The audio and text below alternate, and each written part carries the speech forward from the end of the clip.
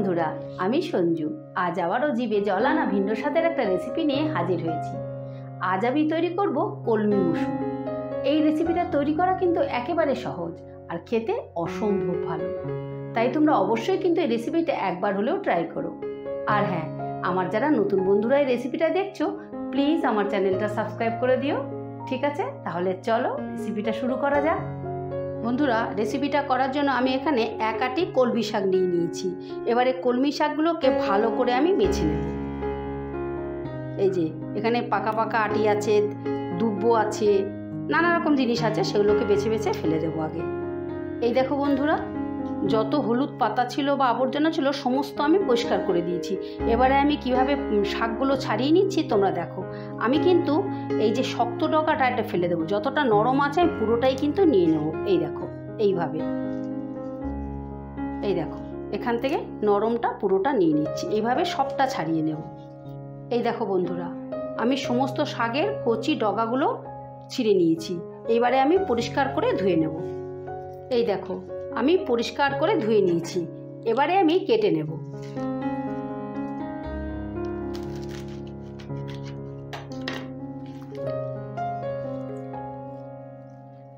বেশি মিহি করে কাটবো না, এমনি রাফলি কেটে নেব।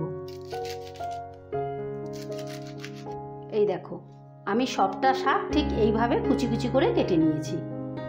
আর এইদিকে আমি এক মুঠো মুসুর ডালকে ভালো করে ধুয়ে ঠিক এইভাবে ফাটা ফাটা করে সেদ্ধ করে রেখেছি। একদম গলে গেলে কিন্তু হবে না, এইভাবে ফাটা ফাটা যখন হবে তখনই নামিয়ে ফেলতে হবে। এবারে আমি একটা কড়া বসিয়ে দিয়েছি, কড়া গরম হয়ে গেছে। কড়াতে আমি দিয়ে দিচ্ছি সর্ষের তেল। আমি 3 চামচের মতো তেল দিয়ে দিলাম। তেলটা গরম হয়ে গেছে। এবারে দিয়ে দিচ্ছি ফোড়ন, দিয়ে দিচ্ছি 1 চামচের মতন কালো জিরে আর 2টো শুকনো লঙ্কা। ফোড়নটা সামান্য নাড়াচাড়া করে নেব। এবারে দিয়ে দিচ্ছি রসুন। এখানে আমি 6-7টা রসুনকে গ্রেটার দিয়ে গ্রেট করে নিয়েছি, তোমরা কুচিয়েও দিতে পারো। এবারে রসুনটা একটু ভাজা ভাজা করে নেব। যখন একটা সুন্দর গন্ধ বেরোবে তখন আমি পেঁয়াজ কুচিটা দিয়ে দেব। রসুনটা ভাজা হয়ে গেছে। এবারে দিয়ে দিচ্ছি আমি বড় সাইজের একটা পেঁয়াজকে কুচিয়ে নিয়েছি আর 5-6টা কাঁচা লঙ্কাকে চিড়ে দিয়েছি। এবারে পেঁয়াজটাও ভালো করে ভেজে নেব। 2 মিনিট ধরে পেঁয়াজটাকে ভেজে নেব। এই দেখো পেঁয়াজটা বেশ লাল লাল করে ভেজে নিয়েছি। এবারে দিয়ে দিচ্ছি কুচিয়ে রাখা শাক। এবার পেঁয়াজের সঙ্গে শাকটাকে একটু ভাজা ভাজা করে নেব। আমি কিন্তু জল দেব না, কারণ শাক থেকেই জল বেরোবে। নুন দিলেই শাক থেকে জল বেরিয়ে আসবে, সেই জলেই সেদ্ধ হয়ে যাবে শাকটা। এবারে আমি দিয়ে দিচ্ছি স্বাদ মতো নুন, দিয়ে দিচ্ছি অল্প একটু হলুদ, আর দিয়ে দিচ্ছি 1 চামচের মতো জিরের গুঁড়ো। এই জিরের গুঁড়োটা দিলে কিন্তু খেতে ভীষণ ভালো লাগে।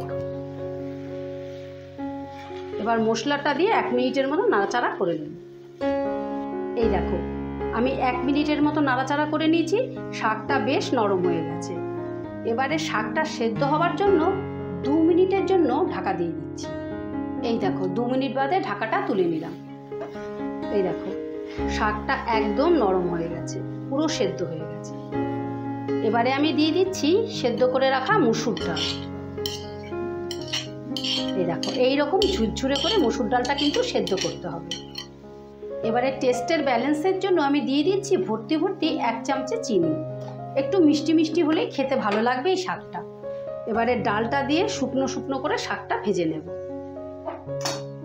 বন্ধুরা, তোমরা এইভাবে কলমি শাক দিয়ে মুসুর ডাল দিয়ে একবার তৈরি করে খেয়ে দেখো, খেতে কিন্তু অসম্ভব ভালো। আর খেয়ে যদি ভালো লেগে থাকে তাহলে আমার ভিডিওটা লাইক শেয়ার করে দিও প্লিজ। কিন্তু কমেন্ট করতে ভুলো না যেন যে রেসিপিটা খেতে কীরকম ছিল। আর গ্যাসের আঁচটা অবশ্যই তোমরা লোতে রাখবে, রেখে এরকম শুকনো শুকনো করে ভেজে নেবে। এই দেখো শাকটা আমার একদম রেডি।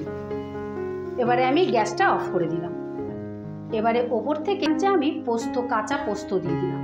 এই পোস্তটা কিন্তু মুখে পড়লে খেতে ভীষণ ভালো লাগবে। এবার পোস্তটা দিয়ে একটু নাড়াচাড়া করে নেব। এবারে তোমাদেরকে আমি পরিবেশন করে দেখাচ্ছি।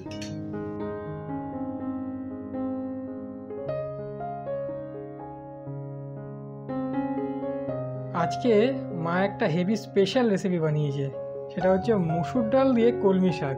এই রেসিপিটা আমি আগে কখনো খাইনি, ফার্স্ট টাইম খাচ্ছি। তো টেস্ট করে দেখি কেমন হয়েছে। রেসিপিটা হচ্ছে কলমি মুসুর। টেস্ট করে দেখি।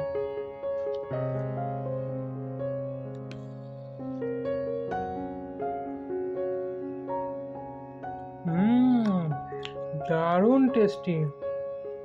মানে মুসুর ডালের সাথে যে শাকের একসাথে যে ফ্লেভারটা দুর্দান্ত লাগছে খেতে। তোমরা অবশ্যই রেসিপিটা একবার হলেও ট্রাই করে দেখো। দারুণ টেস্টি রেসিপি, দারুণ। এই দেখো বন্ধুরা, কলমি মুসুর ফাইনালি রেডি।